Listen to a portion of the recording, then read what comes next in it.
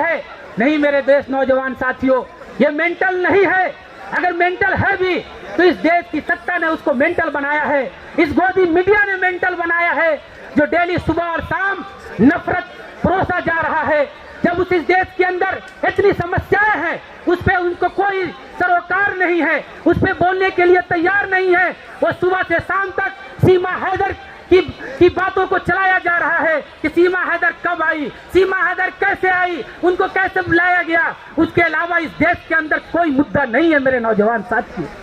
मेरे नौजवान साथियों, मैं आपसे ये कहना चाहता हूँ कि मणिपुर की जो घटनाएं हैं वो छोटी मोटी घटनाएं नहीं है मेरे नौजवान साथियों। इस मणिपुर के जो 90 दिन से मणिपुर जल रहा है और उसके अंदर हजारों नौजवानों को, वहाँ के लोगों को जिंदा जला दिया गया। लाखों लोग कैंप में रहने पर मजबूर हैं। वहाँ हमारी माँ और बहनों की इज्जत लूट ली गई और एक दो नहीं सैकड़ों बहनों की इज्जत लूटी गई है मेरे नौजवान साथियों। कोई साथी कह रहे थे कि 300 हथियारों को लूट लिया गया। नहीं, इस देश का जब अमित शाह जो इस देश का गृह मंत्री है, जब जाता है मणिपुर, उसके बाद से वहां दंगा शुरू हो जाता है। 100-200 हथियार नहीं बांटे गए, 6000 हथियार की लूट हुई है।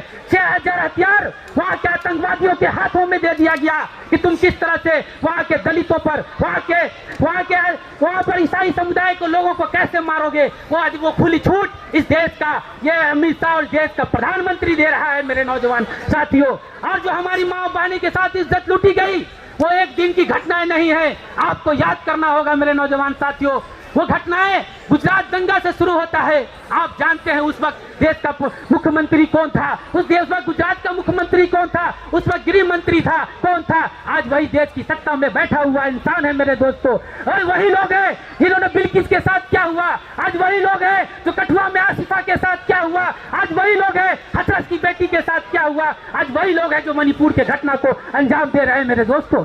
मेरे नौजवान साथियों, ये छोटी मोटी घटनाएं नहीं है, ये इतनी बड़ी घटनाएं हैं जो विचलित कर रही है, दिल को तड़पा रही है, दिल के जज्बात के अंगारे दहक रहे हैं। इस देश के अंदर, इस देश में लोकतंत्र की दुहाई दी जाती है, जिस देश में इस देश का बहुरूपिया प्रधानमंत्री ये कहता है कि बेटी बचाओ और बेटी पढ़ाओ का नारा देता है, आज उसी देश के अंदर हमारी माँ बहनों की इज्जत लूट ली जा रही है, उन्हीं के स्तनों को छुआ जा रहा है, उन्हीं के योनि पार्ट को टॉर्चर किया जा रहा है और लोगों के सामने उसका गैंग रेप किया जाता है मेरे नौजवान साथियों। और 3 महीना बीत जाने के बाद जब जनता के बीच में आवाज आती है तब उस पर FIR दर्ज किया जाता है। ये कैसी सत्ता है, ये कैसी सरकार है मेरे नौजवान साथियों।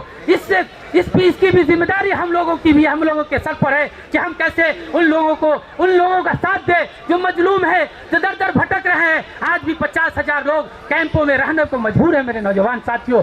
मैं इस यूथ पार्लियामेंट के माध्यम से ये कहना चाहता हूँ, बात सही, देश में सबसे बड़ी समस्या है रोजगार की समस्या है, हम इस चीज को मानते हैं, लेकिन इस देश के अंदर जो नफरत के अंगारे दहक रहे हैं उसके खिलाफ भी मेरे नौजवान साथियों लड़ना होगा।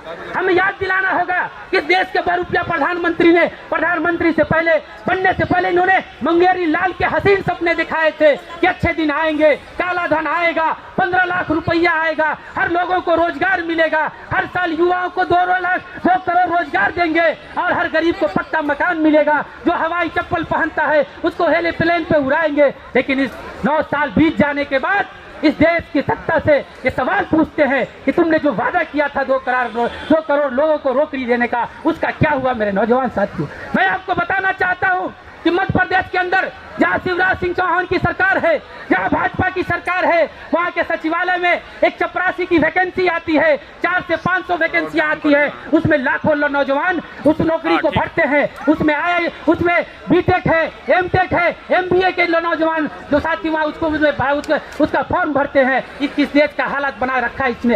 ये नौजवान को ला के कहाँ खड़ा कर दिया। इन्होंने वादा किया था कि हर साल 2 करोड़ नौजवानों को रोजगार देंगे, अभी तक इन्होंने 5 लाख लोगों को रोजगार तक नहीं दिया है। इन्होंने जो हर साल इससे पहले जो सरकारें थी 40 से 50 हजार युवाओं को रेलवे में वैकेंसी आती दिया जाता था, लेकिन उस रोजगार को भी खत्म कर दिया गया है मेरे नौजवान साथियों। मुद्दाएं बहुत है, सवाल बहुत है, इस तानाशाह से हमें सवाल करना होगा, क्योंकि जब आप रोजगार की बात करेंगे तो हिंदू मुसलमान की बात करेगा, जब आप रोजगार की बात करेंगे वो शमशान कब्रिस्तान की बात करेगा। हमें इसके गुमराह में नहीं आना होगा। हम 2024 में हम गाँव में जाकर, हर देश के कोने कोने में जाकर इनकलाबी नौजवान सभा विद पार्लियामेंट लगाएगा और उस सत्य देश के तानाशाह से ये सवाल करेगा कि तुमने जो 2 करोड़ रोजगार का वादा किया था वो रोजगार कहाँ है। हम तुम्हारे नफरती भाषाओं में नहीं आएंगे, हम तुम्हारे इस बंटवारे की राजनीति में नहीं आएंगे मेरे नौजवान साथियों। हमें इस बात को लेकर जाना होगा, क्योंकि आज देश खतरे में है, आज संविधान खतरे में है, आज संविधान को रोंदा जा रहा है। हमें यह तय करना है कि देश संविधान से चलेगा कि मनुवाद से चलेगा। इसलिए हम ये कहना चाहते हैं मेरे नौजवान साथियों, हमारे कंधे पे बहुत बड़ी जिम्मेदारी है। मैं इन सब बातों को मैं अपनी बात खत्म करना चाहता हूँ। शेर के अरे मेरे हमनसीब तू कहीं और चल, अब इस चमन में हमारा गुजारा नहीं। बात फूलों की होती तो सह लेते, अब तो कांटों पे भी हक हमारा नहीं।